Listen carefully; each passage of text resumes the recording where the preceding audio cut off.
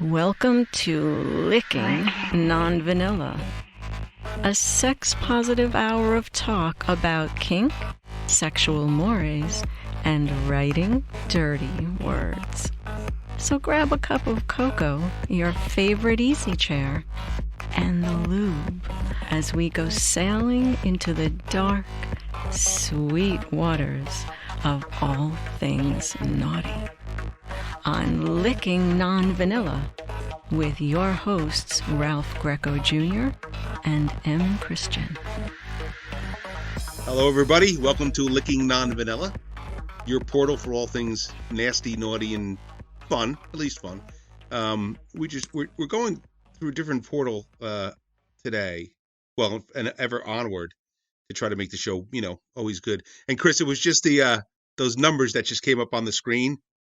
What did we say that they reminded us? That is a countdown? Classic Thunderbirds. That British, Thunderbirds. Super Marination show. I can always kind of hear that booming voice. 5, 4, Four, and right. The and those numbers look. The numbers are exactly. They look exactly like them. Mm-hmm. We said that before. Chris and I were laughing about that, bringing us way back. And I'm being impolite. I am Ralph Greco Jr. here on the East Coast of the great continental United States. And across from me, across the country, but not across my heart, very close to my heart, is Chris, otherwise known as M. Christian, from the Wild and Woolly Waste. Well, not waste, but the Wild and Woolly, green of Eugene, Oregon. Right. Now, Chris, what's your weather been like? Because we got slammed snow-wise recently. We didn't quite have snow, though. In certain parts, I know Portland, which is about an hour north of here, got hit by snow. I think we may have had some ice, but yeah, this has been a very cool, whole season. I mean, when I first moved up here, it was, when it was in July, it was really hot and it stayed that way for several months. This year, thank you, global warming, we actually have, a very kind of opposite reaction. It's been cold quite steadily now. And several times it's dipped below the freezing level. Yeah. It does get rainy there, right? It does. I mean, just the other day, I was like, I couldn't figure out what this noise was. And I looked out my little window because I don't have much of a view, just the apartment next door. And it was just like pounding rain. And I'm on the top floor, so I can really hear it. Oh, that's cool. Yeah, we had, and then what happened is with the snow, this is what I kind of subject I want to talk to you about today. So with the pounding snow, we had I would say about 2 feet. But it clears up pretty quickly and we're used to it, So, but we're supposed to get more tomorrow. So I go food shopping this morning and it is a cluster. I mean, people are losing their minds. And I don't know if you experience this, but most of the supermarkets now have those robots that walk around the store. Have you seen those robots? No, I haven't seen those. Okay. We don't have those out here. At least they're about They're about 8 feet 8 feet tall, and they look like monoliths, from 2001. And they have a little face drawn on them, and they walk through the store, beep, beep, beep. To tell you the truth, I don't think they serve any purpose, but whatever. And so they got the robots going today. The stores are crowded. I mean, incredible. And it was just a cluster of unbelievable proportions. And I'm thinking, generally people, and then of course the Super Bowl's tomorrow. So, and social distancing. You put all it's just a shitstorm, People losing their minds over. Well, that's what happens. We panic, we have a tendency to panic, and wow, it was something else. So, which is weird because you think people have to be, because of the stay-at-home mandate. Yeah, you think people be better about shopping for like several weeks as opposed to worrying about being snowed in for a couple of days. I mean, I haven't left my apartment in like a week and a half, and that's actually pretty much average. I usually shop like twice, 3 times a month, and then I have kind of like doctor's appointments and such. But usually I spend like all my time at home here. In fact, it's funny because one of the side effects of the cold weather, I don't know if you guys have that, but my car battery kept dying. Okay. Because it gets below a certain temperature, it just doesn't work. So I bought myself a little jump start kit. So, that's sort of kept me on the road, but it is pretty weird. And it hasn't gotten quite bonkers up here. I think mainly because Eugene and the Springfield area is not that busy. It's not a very populated area. Yeah. I have noticed, like the other day, I bopped into like local Safeway to pick up a couple of things. It's like crap, it was busy. I mean, it was just like bonkers. Yeah. So, that it's just normal domestic stuff we're talking about, right? I mean, just normal everyday stuff. And in the flux of that, since Chris and I write the stuff we write naughty words and stuff. So we're always in touch with beyond just the normal going to the store and worrying about our car battery stuff. We're always in touch with the more salacious stories, shall we say, in the world, right? So I don't know if you read this recently, but there's been a kind of like a campaign to move the red light district in Amsterdam, move it from where it is, classically where it's been, right? The mayor of Amsterdam has been after this for a while. I think they call it the Wallen district. That's what it's called, the red light district. And it looks like it's going to be moved. They're actually going to move the area to a different spot. And there's oppositions because this is something that's classically been there forever. The red light district, And I don't know. First of all, have you ever seen it? Have you ever been there? Oh, yeah. Yeah, I lived in Europe for I lived in St. Nicholas, Belgium for a year back in 82, 83. Okay. And Amsterdam is just like an hour's drive. So, I spent a long time there. And it's actually not a very big area. It's actually pretty small. It's not like a sprawling thing. I did also go to the Reeperbahn in Hamburg. Oh, what was that like? Oh, that is like, the red light district of Amsterdam times like 100. It's like it's supposed to be wild, right? It's wild and then some. I mean, I remember reading it's like, they have these tower block apartments. So, in the red light district in Amsterdam, it's just usually the, people purveying of, various things. And they have these little kind of like quasi little, almost like a pod, right. And they have like a curtain. Little cabins, they call them. Exactly. Right. Right. And they often have like a car reflecting mirror outside so they can see when someone's approaching so they can get themselves ready. And when you're doing your business, they draw the curtain. And but in the Reeperbahn, it's massive scale. So you have like they'll have these tower block apartments, and the bottom part is where whoever is selling, and then they do their business in the actual tower block upstairs. And there's like several of those buildings. Now I don't know if that's changed because remember this is like 20 years ago. But, right. Yeah, I think it's really fascinating. And on a different note, and excuse me for a little bit of a tangent, I've always respected the way that many European countries and cities approach sex work. It's not perfect, but red light districts are common. I remember, driving with my family, we passed through some little Swiss town, and there was their red light district, which is probably like about half a block long, but it was there. But one thing interesting about Amsterdam I read was, and this always I think is a really cool thing, that they had not necessarily a problem, but they were having like, some concerns about various people who are doing sex work, but are, like recent immigrants or are kind of under the radar. And, the U.S., we would like pass some kind of stupid law and bring the cops out. Instead, what Amsterdam did was create a special car park where these people could, purvey their wares with people in their cars. And they even put a little clinic and a police station there.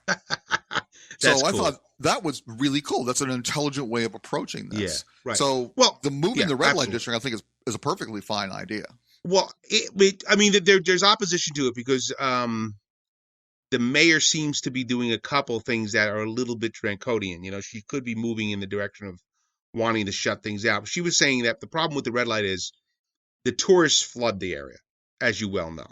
Actually, when I was there, I went back and forth over bridges and didn't realize I walked through it because it really looked like a boardwalk area. Like people were just out in bars and hanging out. I didn't realize until it got dark enough and I looked in the canal water and saw the red lights. I went, okay, that's where I am, And she's supposedly moving it for, there's other political reasons. She didn't want the tourists have access to the coffee shops, which are the cannabis, So there's a couple of things that are going on here. But I do agree with you. The thing about the sex work there is the girls have health.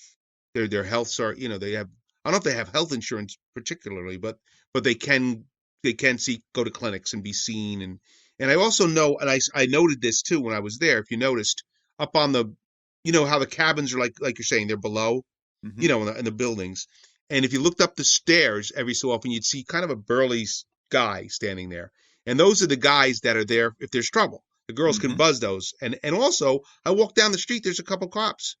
So I think it's a relatively clean, as well as we could say that word, and safe area for that. And, like the girls here in the U.S. in certain areas, Nevada, have the ability to have health care and, and be safe.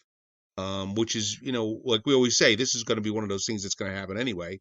What are we doing trying to keep a lid on it and keep it not happening? It's ridiculous. Exactly. I've always been thought we should, make sex work, stop treating it as an illegal practice, not necessarily legalize it, but stop prosecuting it. I think it's just everyone's body is their own. If they want to sell it and they have, and they consensually do it, then more power to you. The problem is it gets complicated because some people are forced into it by economics or forced to do it against their will, which is human trafficking and other horrible things. But if it's done intelligently and if it's done, once again, consensually, then absolutely people should be able to sell whatever they got. And if it's out in the open, maybe we have a better chance of catching the human trafficking. Exactly. When it's underground like this, you can't. It's very difficult, Exactly. And that's the whole kind of thing about the whole drug legalization movement, which Oregon actually just no longer will prosecute drug crimes. They give you the option of like going to a therapist or for addiction counseling or something similar. Right. And the whole thing is like, it's kind of like, again, like prohibition.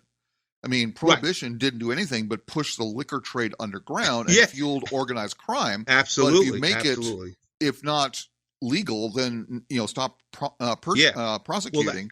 Absolutely. The demand dries up. I mean, it's just like because everybody can do it, then there's no reason to do this kind of thing. And thinking of also, I remember saying also about the Reaper Bond. I thought was kind of interesting is everyone working there has to get like a regular checkup, like every couple of weeks. So I think that's part of the reason they have like legal, prostitution, but there's sort of a caveat that you have to also be working with someone. And, in other words, like you said, a protector. You need to have someone who, you can't just be independent because it's not safe. But again, you have to go through like, I think it's a pretty strict little examination. Yeah, it's interesting. Culturally, it's a totally different country. So, we always have to take that in consideration too. The history of that country is different, is older, first of all, than ours. And, it's a different moral climate. And so things are different. Things are done differently, and that's okay too. We can, it's just that when I heard that she was moving it, I thought it was interesting. And I kind of, I don't like anything that's when it's forced, that feels a little heavy-handed to me, and I don't know, but I don't know if there's trouble there. I don't know. I think it's just because of that, and the thing with the cannabis shops and coffee shops. It seemed like she wanted to clean things up more or less for the tourists, which I think is odd because tourists go to Amsterdam. You know why they go to Amsterdam? It's a beautiful city. Don't get me wrong, but you go to Amsterdam to look at more than windmills. You know what I'm saying? But what I liked about it too was we walked down the street and we walked right past a cabin or two. The girls are right there, and I remember. But the next thing was a shop to get French fries. Yep. It just was so normal. It's just a totally different vibe there.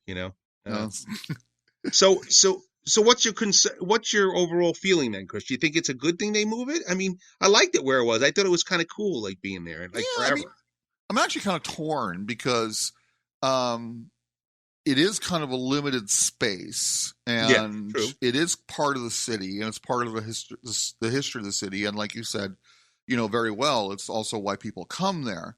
Yeah. Though the kind of geeky, futurist side of me thinks, wow, that'd be cool. Can you imagine like this 21st century version of a red light district, and where you could use like containers for the pods, and you could do pods. And do like projection mapping of porn on the walls, and it would be dedicated to sex. So you could have like a massive sex shop, and you could have like adult theaters, you could have performances, and it'd be limited by no size. But again, I think it has to be consensual. If they put the thing together and then invited the sex workers to move in, it's different than closing it and forcing them to go there. And even worse, if it's kind of like out of sight, out of mind idea. Like it's really far from the city and it's really small, and that's just going to suck. That's a horrible idea. And that's the vibe I got from what I read. But then again, I may have read something that was, anti that. So I don't know. You also got, we know this as well as anybody. You always have to check the bias of who's reporting, Mm-hmm. and it could very well be what you're saying. It could be a well thought out, reasoned area, which has some really cool, interactive 21st century stuff that would, help. I don't know. I have no idea. I just know that they're moving it. And I thought it was interesting because I knew you had seen it and been there, Mm-hmm. and I've only been there once, but that city is really something else. I mean, that's the bicyclists and the walking and the canals and the Anne Frank thing. It's pretty cool. It's pretty cool. Oh, it's a great city. I love the Yeah. fact that it's very much kind of like the San Francisco of Europe. Oh, Because absolutely. it's very bohemian. That's what's so weird about them wanting to change the red light district. Because Yeah, I know. I mean, agree. When I was there, it was like 20 years ago again, so it was Mhm. not all that recent. Actually, more than that. So it's probably changed since then. But I've always liked the fact it felt very much like a bohemian city. I mean, there was, like Yeah. you said, there's the coffee houses at the red light district. There's a whole bunch of very kind of a strong hippie presence. There's like, Oh, absolutely. I remember Absolutely. going to a couple of clubs that were basically just, it felt like San Francisco in the 70s. Yeah. No, it was definitely that. Yeah, I had a vibe there. The only thing I wasn't impressed about with Chris was that we were at we I mean, the lines to possibly go into some museums are amazing, and also the Anne Frank house. The line was just amazing. But the thing about the Anne Frank experience that I found really interesting, and I still don't understand. I mean, I understand that book is a seminal historical piece, right? But no sequel. Like, I'm not that impressed. You write no sequel? Come on, I'm not that impressed. Because like, as far as I'm concerned, if you do it, you should be doing more sequels. That's the way it should. Star Wars, there was 9, and but all kidding aside, that was a strange experience because I had never been in any part. I've traveled Europe a little bit. I'd never been in any part of Europe where I felt the Nazi presence ever. That was the first time, because that had houses that stayed the same way. I mean, Mm-hmm. they've kept it pretty much as it was, and you walked, in up the staircase in that hidden area with the curtains and stuff. But I was like, this is weird. I've never felt, the World War II, the Nazism anywhere except there, and that was a weird feeling, man. That was Oh, it's very really weird. disturbing. I think it's important that everyone go there, but it's Oh, also absolutely.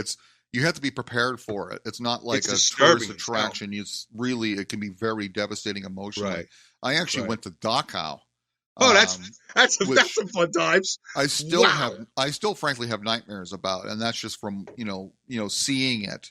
Um, Wow. I mean, the other one is actually I went to Ypres, which is the French area of the First World War. Okay. And I don't know if I pronounced that correctly, so apologies to anybody Yeah. who Yeah. knows how to correctly pronounce it. And I remember also like being brought to tears because there's no Oh, yeah. monument, and all there is just to acknowledge the hundreds of thousands of people who lost their lives in a Mhm. pointless, battles is a massive field of yellow poppies. Wow. And it's just like That's it pretty just hit me heavy, like a man. ton of bricks. It's That's just pretty like, heavy. Yeah. that's probably like, only one. That's like representing one, like 100 of the, Yeah. like I said, the hundreds of thousands of people who perish. It's just That's like it's pretty heavy, really dude. chilling. Yeah, that's pretty Um, heavy. but what's funny about one place I particularly noticed Second World War, and it was really funny because Belgium was one of those places that kind of got rolled over in parts. Mhm. So you'd be driving through like Belgium, it doesn't matter where, and you'd find a little town that looks like it has always existed since like the Middle Ages. Yeah. And then you turn a corner and there's a town that has like an old church, but a modern steeple. And Mhm. then you'd see like brand new, or at least, maybe built in the 60s or 70s, Yeah. housing developments right next to very old buildings. And that's when you Mhm. realize that's where the war rolled through. Yeah. No kidding. And I mean, it's like the yeah. swath of just had been erased and then rebuilt. And it's like this kind Right. of living monument to what happened. It was really kind of really, really remarkable.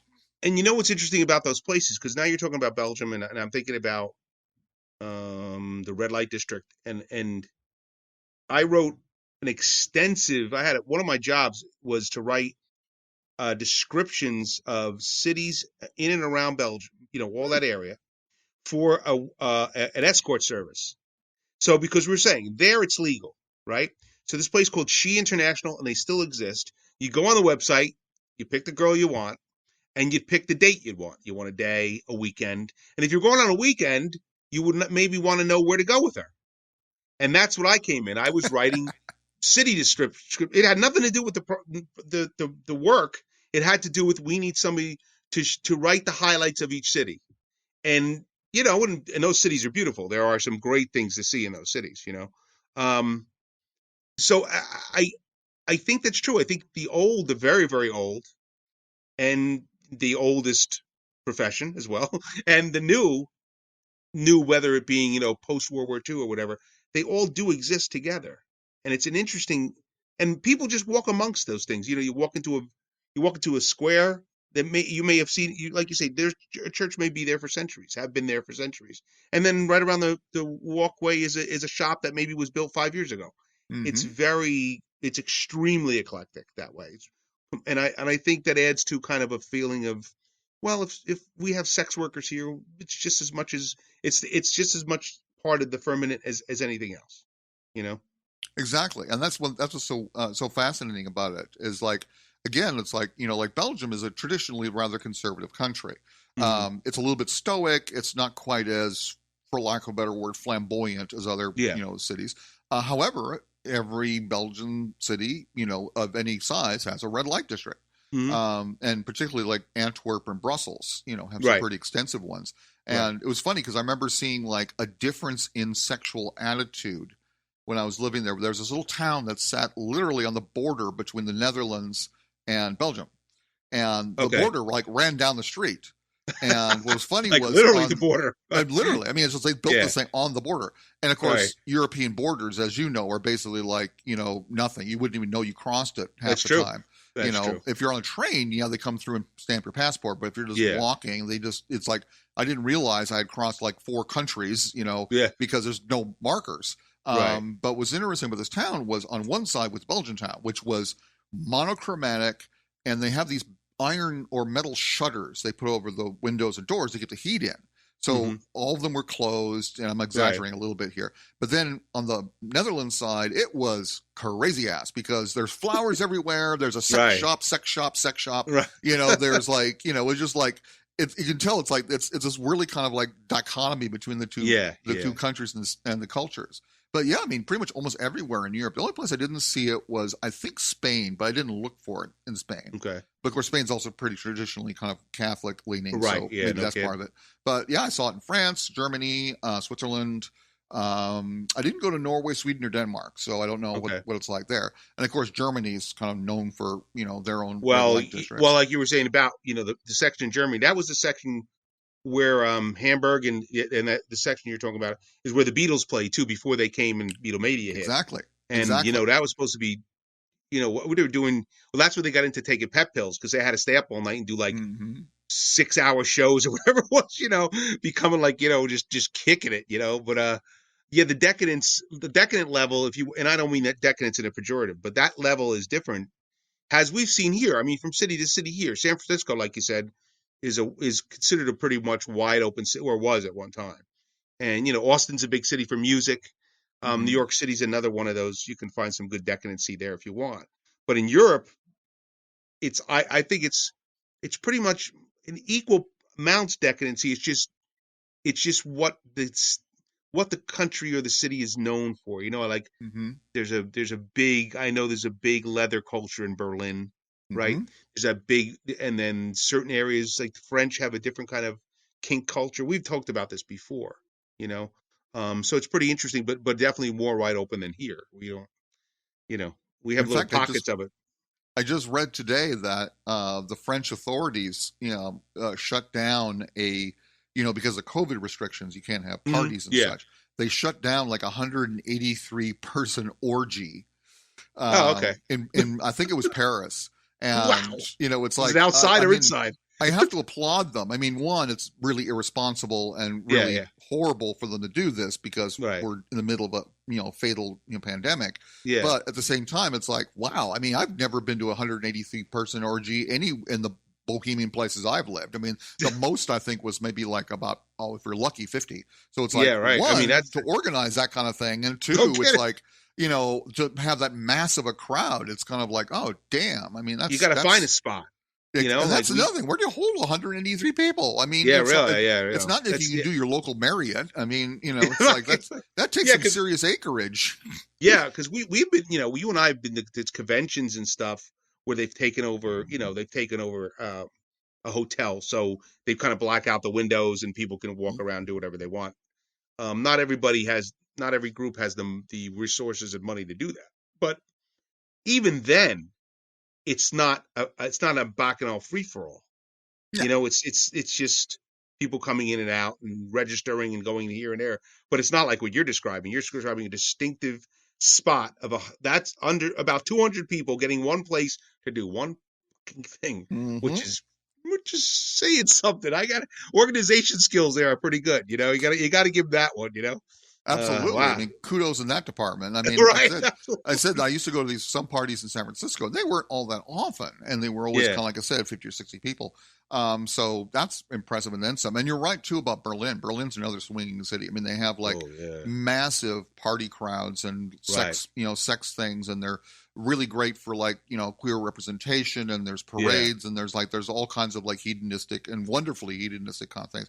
But the one thing I also realize is that, like a lot of countries, like a lot of places actually, parts of Europe are more conservative than others. So Southern Germany is a little bit more, I think this may have very well changed, and this is based purely on my subjective, experiences, is a little bit more reserved. But then you get to Berlin and Hamburg, which is fuck this, we're having a party. It's just screw this. It's and Berlin, like I said, is just a rocking city. When I was there, the wall was up, and it was still pretty raucous. You were just talking about that, and I just thought about this. When that wall came down, that I'm sure that changed the climate of that city as well. Mm-hmm. I'm sure the wide open. I mean, it's ironic. The wall is up, and I'm sure that there was a lot of underground stuff happening because the wall's up and people are avoiding it, doing what they're doing, and they're feeling oppressed by it. And then when it came down, I'm sure people went batshit. I'm sure that's what happened. So, it's just really interesting how. Well, I guess the whole takeaway here is that it's just a great big wide world out there, and people are doing things differently than maybe the way you're doing it. Mm-hmm. And that's okay, right? Absolutely, and I love the fact that one of the unforeseen side effects of the pandemic is how so many sex workers have had to adapt. Joining things like OnlyFans or actually, there's some places where they've actually set up COVID precautions for the sex workers. So in other words, they have to wear a mask. They have to use, protection, obviously, including things like gloves. And I can't remember where I saw this, so I don't want to throw in erroneous information, but it's really fascinating how some places are doing it. Some places have shut them down. And it's not because particularly anti-sex work, but because it's, obviously can be a hotspot for transmissions and such. Right. But there's also a big movement now gaining speed to, once again, make sex work, not necessarily, again, legal, but, stop, prosecuting for it, because so many people are in such financial straits, it's that many people have resorted to it. And and also the thing was, when it first happened too, I'd heard about, were they going to get subsidized like everybody else is, like all other businesses have been? And there was, it was very hard for them to find even educational places that consider educational that we both know of. They were having a hard time because the stigmatization, the stigma behind that kind of work just knocks it down, and they're just ignored. So you're not on the list for any kind of aid or subsidy.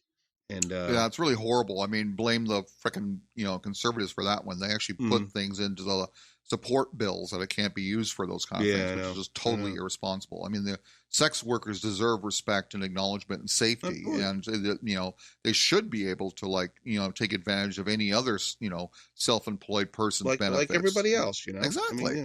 Exactly. Yeah. I mean, I don't know if that's changed or not. I know sometimes you can get around it, but especially if you kind of fuzz the the description of what you do. But I mean, and then you have things like it also kind of given the rise to cam culture. I mean, before cam culture was pretty much, it was still there, but it was kind of like not huge. But man, after the pandemic, it's like after the pandemic hit, like OnlyFans skyrocket. Now there's like a dozen different monetization platforms out there. Absolutely. And you're right about that. The platforms are just an amazing amount of them, Now, since this is the first show that we're doing on this platform, Chris, we're doing a little bit of a shorter show today. But I think we covered some ground, and we had a great conversation as we always do. Is wonderful. Always wonderful, Robbie. So we want to thank everybody for listening to Licking Non-Vanilla, as we always do. And you could find us at multiple places. We have a Twitter feed, and we have a Twitter feed, and all that kind of stuff. And you can, and we have a blog going on, and Chris and I are involved in a lot of different writings. You can find us online all over the place. And we thank you for listening, as we always do. And we'll hook up with you again. We're going to get some New Year's comments here now, so we're going to get some guests on again and keep rocking.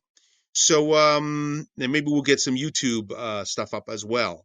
So another way to enjoy what we're doing here. So I have been, or will be, and will continue to be Ralph Greco Jr. here on the one side of the country, and over there is... I totally deny having anything at all to do with this person known as M. Christian. I am completely absolved of all responsibility of his actions. That's right. So we thank you, Chris, as always. Good to talk to you, and good to talk to our listeners, and we'll be heard by our listeners. And we'll see you next time, kids. Thank you for listening to Licking Non-Vanilla. And visit us on the web at www.lickingnonvanilla.com.